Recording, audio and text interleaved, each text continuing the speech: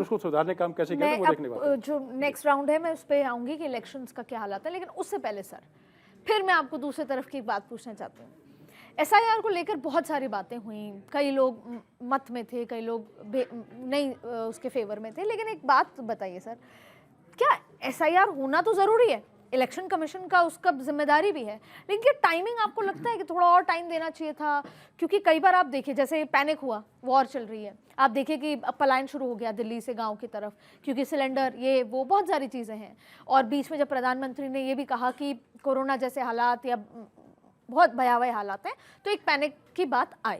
अब मैं वापस एसआईआर पे आती हूँ। एसआईआर का मुद्दा भी क्या थोड़ा टाइम देने की ज़रूरत थी?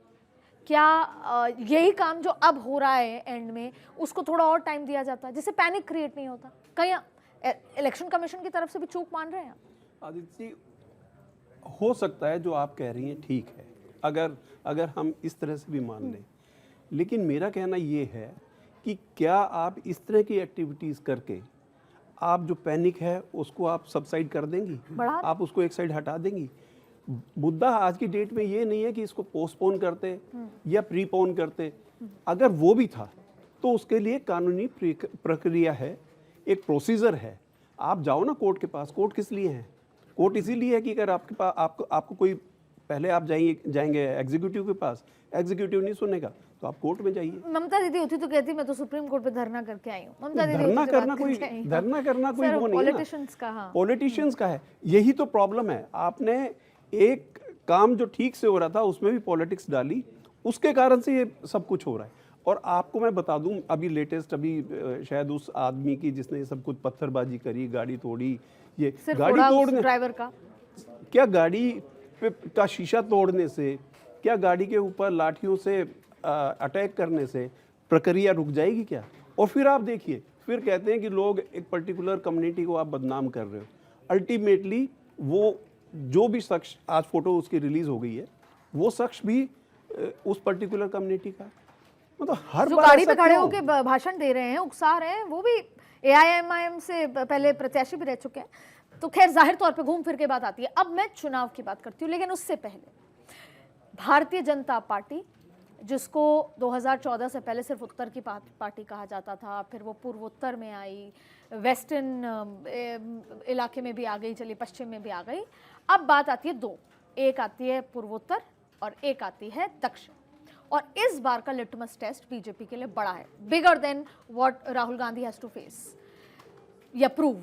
तो अब सर मेरा सवाल ये है कि पूर्वोत्तर में हमारा ईस्ट की अगर बात करें तो उड़ीसा हो गया, जो कि बीजेपी ने किला फतेह कर लिया, बिहार भी कर लिया, अब बचा बंगाल। कितना ज़रूरी है बीजेपी के लिए बंगाल इस बार जीतना? देखो, बंगाल जीतना केवल बीजेपी के लिए जरूरी नहीं है आदित्य जी, वो देश के लिए भी जरूरी है। यहाँ केवल बीजेपी की बात नहीं है, बीजेपी के शासन की बात पर ध्यान देना। जनता देश की क्या चाहती है? शासन अच्छा हो, और शासन अच्छा सामने देखा जाता है, जनता देखती है शासन अच्छा कौन कर रहा है। मैं 2 दिन पहले की बात चर्चा करना चाहूँगा आपसे, जो आपने कवर भी किया अच्छे से, उस पर आपकी एक स्टोरी भी मैंने देखी है। नक्सलवाद में एक शासन की तुलना कर रहा हूँ। नक्सलवाद 1970 के आसपास आया देश में, और उसकी ऐसी स्थिति बनी कि जगह खत्म नहीं हो सकता, भारत माता के माथे पर एक बहुत बड़ा कलंक साबित हुआ था, ऐसी स्थिति थी। लेकिन उसको इस शासन ने, इस जो सरकार इस समय बीजेपी की है, वो किसी की भी हो सकती थी, चाहे बीजेपी की हो, उसको श्रेय जाएगा उस बात का, क्योंकि उसने टाइम सीमा रखकर पहले 2014 में ही आए, उसके बाद उस पर काम किया, और 2024 में तो 24 मार्च 2024 को स्पेशली कहा 31 मार्च 2031 तक इसको हम खत्म कर देंगे। सर 31 मार्च 2026 ही क्यों चुना सर? देखो, बीजेपी की टाइमिंग पर तो आप सवाल नहीं, ये तो स्ट्रेटेजी है। आदित्य जी, कुछ भी आप कह सकते हैं, ये उनके सामने सोच हो सकती है, कोई ना कोई डेट तो रखी ही जाती है। ये तो सोच देखो कितनी अच्छी है कि तो सर महिला आरक्षण के लिए जो स्पेशल सेशन बुला रहे हैं उसमें 16, 17, 18 तारीख क्यों? नहीं, वो सारी अभी आप चुनाव में व्यस्त हैं, चुनाव की बात कर लेते हैं। बिल्कुल ठीक है, आपकी बात मान लेंगे, लेकिन एक तैयारियां होती है, एक प्लान होता है, सरकार की बहुत सारी जिम्मेवारियां होती है, वो सारी चीजें उनको देखनी होती है, उन सबको देखते ही कदम होता है ना। मैं माफी चाहूंगा, बस 1 मिनट और चाहूंगा नक्सलवाद पर। नक्सलवाद की बात चूंकि इससे जुड़ी हुई है बंगाल से, कि नक्सलवाद को कह करके खत्म किया है, और उसकी सच्चाई क्या आई कि वार्ता करनी चाहिए, चर्चा करनी चाहिए। आज फिर वही घटना है कि अगर आप इस पर चर्चा करेंगे, जो गुंडागर्दी कर रहे हैं आज, जो पश्चिम बंगाल के चुनाव को प्रभावित करना चाहते हैं, एसआईआर के नाम पर बदनाम करना चाहते हैं अधिकारियों को, ये बहुत दुखद है। ये तरीका बदलने के लिए सख्ताई अपनाना बहुत ज़रूरी है। वहाँ 7 अधिकारी नहीं थे, वहाँ 7 कोई न्यायिक अधिकारी नहीं थे, एक माँ का बेटा भी वहाँ था और एक वहाँ हमारी बेटी भी वहाँ थी। हाँ, शायद ये वही जो सोच घटना है होती कि अगर हम जबानी नहीं कर सकते तो हम बंदूक उठा लेंगे, और फिर सरकार का तो क्लियर मैंडेट है, बंदूक की बात बंदूक से होगी। लेकिन एक सिग्निफिकेंस भी दिया यहाँ पर कि जैसे हमने नक्सलबाड़ी को खत्म किया, जहाँ से नक्सलवाद शुरू हुआ वैसे ही हम टीएमसी का शासन भी खत्म करेंगे। सीपीआई का खत्म हुआ, उन्होंने बहुत सारी बातें लेफ्ट और सीपीआई सीपीएम के लिए कही भी, रशिया चाइना उस लिहाज से, मार्क्सवाद के लिहाज से। अब सर एक बात बताइए कि पिछली बार का टोन और इस बार के टोन की अप्रोच में आप ममता दीदी और BJP for that matter Amit Shah, इन दोनों की अप्रोच को फर्क कैसे देखते हैं आप? पिछली बार 2021 और इस बार 2026, दोनों की अप्रोच का फर्क मैं आपसे पूछना चाहूँगा। अप्रोच का फर्क देखिए उस तरीके से है कि जैसे जिस तरीके से भाजपा और खासकर से अमित शाह की अगर बातचीत करें तो पूरा देखिए अटैक मोड पे करके पूरी तरीके से, यानी कि पूरा जैसे कि चुनाव जीतने को और आगे कैसे स्टेट चलाना है उसको लेके और पूरी जानकारी देने का जो है वो बार बार हर जगह बताया जाता है। और जबकि ममता जी जो है उनकी टोन थोड़ी डाउन है। टोन का मतलब कि पूरे तरीके से हर चीज़ में, जैसे कि उनकी बॉडी लैंग्वेज अगर देखें तो पिछली बार की तुलना में बहुत ज़्यादा अलग है। दूसरा, मैं थोड़ा सा आपके प्रश्न का पहले वाले मैं सुन रहा था इनका, तो उस टाइम पे आपने जो पूछा कि ये सत्र क्यों रखा गया, तो देखिए सेवा करने के 2 तरीके होते हैं आदित्य जी। एक जैसे कि एनजीओ खोल करके या ट्रस्ट खोल करके और जनता के बीच में खाना बांटा या और कोई भलाई करने का काम किया, वो चीज़ होंगे। दूसरा एक पॉलिटिकल पार्टी के थ्रू, पॉलिटिकल पार्टी के थ्रू अगर कोई सरकार अगर मदद करना चाहती है पूरे देश की या प्रदेश की, तो वो देखिए अपने तरीके से उसका श्रेय ले, तो उसको बुराई की बातचीत थोड़ी है।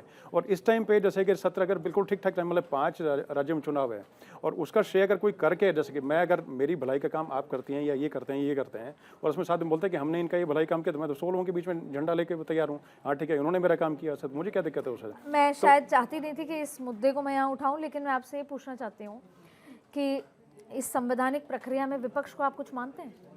मानना पड़ेगा। इस संवैधानिक प्रक्रिया में आप विपक्ष की आवाज़ को माने तो आप पहले जो विपक्ष मांग कर रही है कि सर्वदलीय बैठक बुलाएं, इस संवैधानिक प्रक्रिया में उस दिन मौजूद थी जिस दिन महिला आरक्षण बिल पास हुआ था।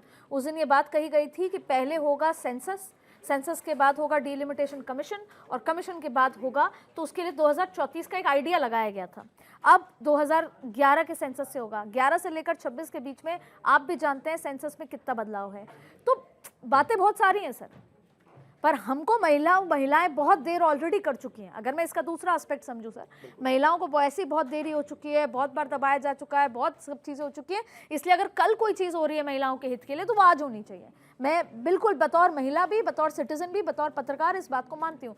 लेकिन सर जब वो बात है कि 16, 17, 18 को होने से 23 तारीख के होने वाले चुनाव पर उसका असर होगा, तो वो होगा। नहीं होना चाहिए, उसमें क्या दिक्कत है? कोई अगर पार्टी अच्छा काम कर रही तो उसकी वाहवाही और शाबाशी होनी चाहिए ऐसे, और पूरी तरह खुल के बताने तो का अगर हम लोग काम कर 2026 रहे के हैं। सेंसस से होता तो हो सकता है महिलाओं का रेशियो और ज्यादा होता, तो और ज्यादा बेहतर कुछ हो सकता था। बिल्कुल देखिए जो चीज, लेकिन अगेन या हम ओबीसी से बच रहे हैं। नहीं, मैं आपको थोड़ा सा विस्तार में बताना चाहूँगा, थोड़ा समय दीजिएगा कि देखिए where there is a will there is a way, मतलब जहाँ पर जैसे कि चा और राह वाली बातचीत है। और इससे पहले जैसे यूपी की सरकार जो थी तो उन लोगों ने बोला और श्रेय लेने काम भी किया, मजबूरी में जैसे प्रतिपक्ष को कहीं ना कहीं जो है साथ में आना पड़ा।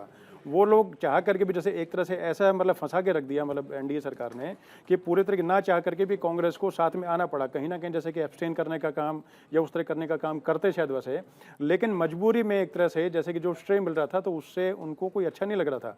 यूपीए मतलब खासकर मतलब अभी जो इंडिया ब्लॉक जो है तो उनको अच्छा नहीं लग रहा था कि इसका श्रेय पूरा लें, और उन्होंने बार बार इसको करने की कोशिश की। हमने इसको कि भाई हमने इसका पहले से 2011 में भी किया था और इससे पहले भी किया था और हम लोग लाने वाले थे, लेकिन आप लोग लेके आने वाले थे, लेके आए क्यों नहीं ऐसे? एब्सोल्युटली सर, विल पावर और स्ट्रेटेजी में तो मुझे नहीं लग रहा आज की तारीख में कोई बीजेपी को मात दे सकता है। आप कुछ कह रहे हैं? अवश्य। अभी कहा है कि 2011 की जनगणना के अनुसार क्यों महिला बिल के, ये जब आप एक तरफ कह रहे देश की जनता है, विपक्ष कह रही है लेट ना करो, देरी ना करो, महिला भी कह रही देरी मत करो, तो कुछ तो लेना पड़ेगा आधार। तो 2011 पे चल चुकी सरकार, तो सरकार की गलती। अगर लेट करती नहीं जनगणना कराती है तो लेट तो होगा, वहाँ भी उंगली उठती है। काम करने वाले पर या घर के मुखिया पर एक जवाबदेही तय होती है, उसे सारे फैसले लेने होते हैं। यहाँ पर उन्हें अगर लेट करते तो आरोप लगता, तो बेहतर समझा कि 2011 पे चलते हैं, आगे फिर सुधार कर लेंगे उसमें। बिल्कुल सही।